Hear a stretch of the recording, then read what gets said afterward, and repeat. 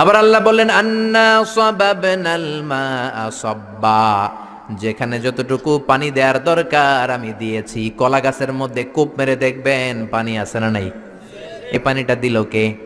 আবার খেজুর গাছের মাথার মধ্যে শীতকালে কেটে দিলে পানি আছে না নাই? রাস্তার এই পাশে খেজুর গাছ কেটে দিলে পানি পড়ে, একই রকম দেখতে এই পাশে নারকেল গাছ, ওইটার মাথায় কাটলে পানি পড়ে নাকি? সুবহানাল্লাহ কইতে মন চায় না? একরকম গ্যান্ডারি ইক্ষু আর বাঁশের কঞ্চি গ্যান্ডারির মতো, ঠিক কিনা? ইক্ষু গুলো মিলের মধ্যে ঢুকালে সুগার বের হয়, চিনি বের হয়, রস বের হয়। বাংলাদেশের সব বাঁশ গাছগুলো কেটে যদি ইক্ষু মিলে দেন, এক ফোঁটা রস বের হবে নাকি? তরমুজে যতটুকু পানি বেলের ভেতরে ততটুকু নাই, ক্ষীরার ভেতরে যতটুকু পানি দিলাম আপেলের ভেতরে তত রস নাই, আপেলে যতটুকু রস আছে ডাবের ভেতরে তত নাই, আরো বেশি আছে। সুবহানাল্লাহ। যদি কথা দাও বন্ধু, দিনের পথে